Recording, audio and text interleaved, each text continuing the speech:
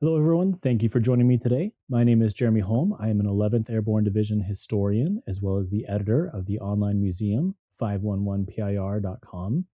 My grandfather, First Lieutenant Andrew Carrico, served in the 11th Airborne in World War II, so I grew up hearing stories of the Angels ever since I was a little boy. I'm also the author of the book When Angels Fall, the 511th Parachute Infantry Regiment in World War II. I invite you to check that out. But let's get right to it. Here are 11 11th Airborne Division facts in 11 minutes. The 11th Airborne was originally activated on February 25, 1943, under Major General Joseph Swing.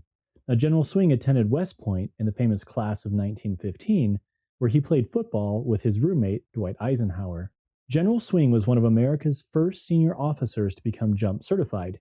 Here he is in a photo with Generals Matthew Ridgway and William Miley.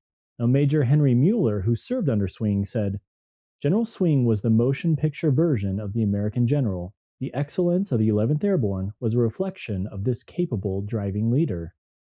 Now, Swing's 11th Airborne consisted of 1 tactical parachute and 2 glider infantry regiments, plus additional artillery and supporting units. The general set extremely high standards for his division, so high that several troopers told me that the division's lowliest private likely would have qualified for OCS, and their average age was just 20. Major Henry Burgess said, "When the 1944 election was held, only 40% of the division could vote." After the losses and problems associated with the Sicily invasion in 1943, there were serious debates in America's military about the future of airborne divisions. Some wanted to dismantle existing airborne divisions and instead create regimental-sized combat teams.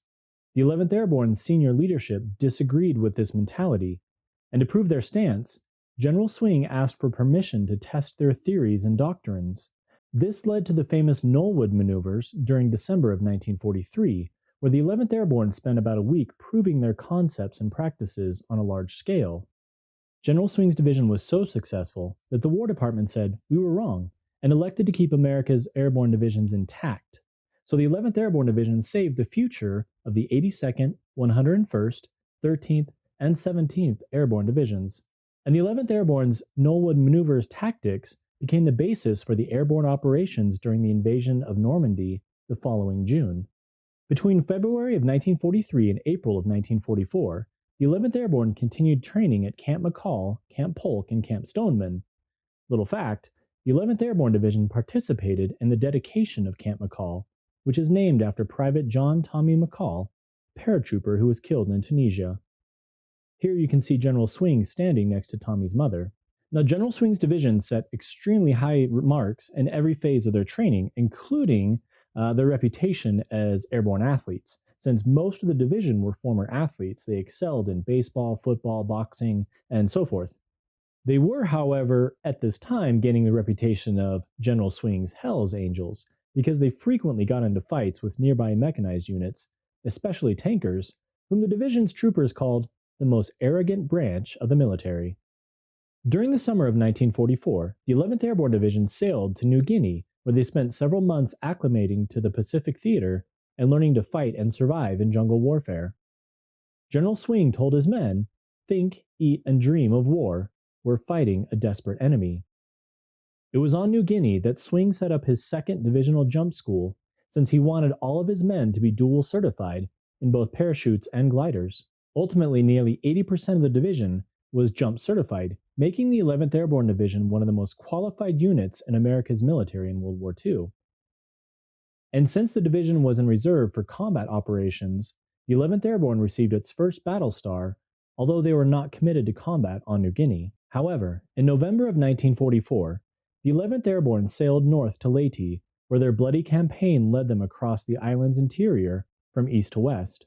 Spearheaded by the paratroopers of the 511th PIR under Colonel Orin D. Hard Rock Haugen, the The 11th Airborne fought for over a month against Japan's 16th and 26th Infantry divisions, and since resupply was so difficult, many in the 11th Airborne spent the campaign cold, hungry, and wet.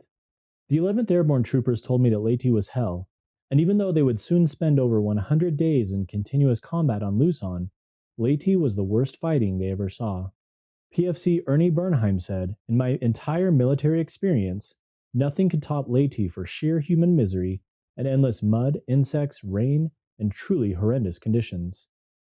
PFC Bill Dubes simply declared, "It was a nightmare."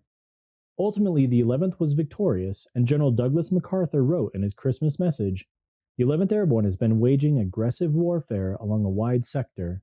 The division has annihilated all resistance within the area." With a 45-to-1 kill ratio, many in the division emphasized MacArthur's use of the word annihilated. For their actions on Leyte, the 11th Airborne received 69 Silver Stars, 6 Soldiers' Medals, 90 Air Medals, 138 Purple Stars, and 240 Bronze Stars. After a few weeks of rest, the 11th Airborne landed on Luzon in a planned reconnaissance in force near Nagsubu. The landings were a gamble, as the division initially planned to land alongside 2 other divisions. When those units failed to materialize, the 11th Airborne landed alone to face the estimated 50,000 Japanese in southern Luzon. The division then fought inland through the Aga Pass to link up with the 511th Parachute Infantry, which dropped on Tagaytay Ridge on February 3, 1945. General Swing saw the 511th off before their jump, and when he came upon a paratrooper sitting on the ground, a nearby major shouted for the trooper to stand at attention. General Swing was shocked when the young man stood with a gaping stomach wound. The paratrooper explained that although injured, he wanted to jump with his buddies, but had snuck out of the hospital, but he didn't have a weapon. General Swing went back to his jeep and returned with his own helmet and rifle. Such is the caliber of the young men and leaders of the 11th Airborne Division. Between February and August of 1945, the division fought in the battle for Manila, at Nichols Field, Fort McKinley, and the Malapuno Range, and so on throughout southern Luzon. The 11th Airborne also performed the final airborne operation of the war when they dropped on Apari during their famous Task Force Gypsy in June of 1945. But the division is most known for their raid on the Los Baños internment camp on February 23, 1945. Just before 7 o'clock, the division's recon platoon, supported by Filipino guerrillas, attacked the Japanese guard post and machine gun emplacements around the camp. The 511th PIR's Company B, under Lieutenant John Ringler, jumped from 400 feet, then helped clear the camp of enemy opposition. B Company and the recon platoon then gathered the roughly 2,100 men, women, and children who had been held prisoner by the Japanese. The 11th Airborne's men noted that they were in terrible shape, as the Japanese had been starving them to death. The raiders then placed the rescued internees on Amtraks, which motored back across Laguna de Bay to friendly lines. While B Company was told that victory would be declared if only 1/3 of the internees survived, everyone was thrilled to learn that no one had been left behind. After learning of the raid's success, General MacArthur said, "God was with us today, and we should be thankful for all he did to help us out." After several additional months of fighting, the 11th Airborne became the first Allied unit to land on Japan, making the division the first foreign unit to ever do so. On August 30, 1945, General Swing's transport touched down at the Itsugi airfield, making him the most senior Allied officer on Japan. His division quickly secured the surrounding area for General MacArthur's arrival a few hours later. The 11th Airborne helped form part of General MacArthur's honor guard and were tasked with guarding the departure docks for those attending the surrender ceremony on board the USS Missouri on September 2nd. General Swing was there on the Missouri, as was the division's Major Thomas Mesereau, who was tasked with guarding the signed surrender documents during their flight to Washington, D.C. The 11th Airborne remained in occupation duty through 1949, then came back to the States to Fort Campbell, where they became a training formation until the 187th Glider Infantry and 674th Field Artillery were sent to fight in the Korean War. In 1956, the division was sent to Germany as part of Operation Gyroscope. 2 years later, the 11th Airborne was inactivated on July 1, 1958, and reflagged as the 24th Infantry. Then in 1963, the 11th Airborne was reactivated and redesignated as the 11th Air Assault Division Test. 2 years later, on July 3, 1965, the 11th Air Assault was inactivated and its colors cased. Then, in recent exciting news, it was announced that U.S. Army Alaska would be reflagged as the 11th Airborne Division, with the goals of providing their forces a better sense of purpose and identity.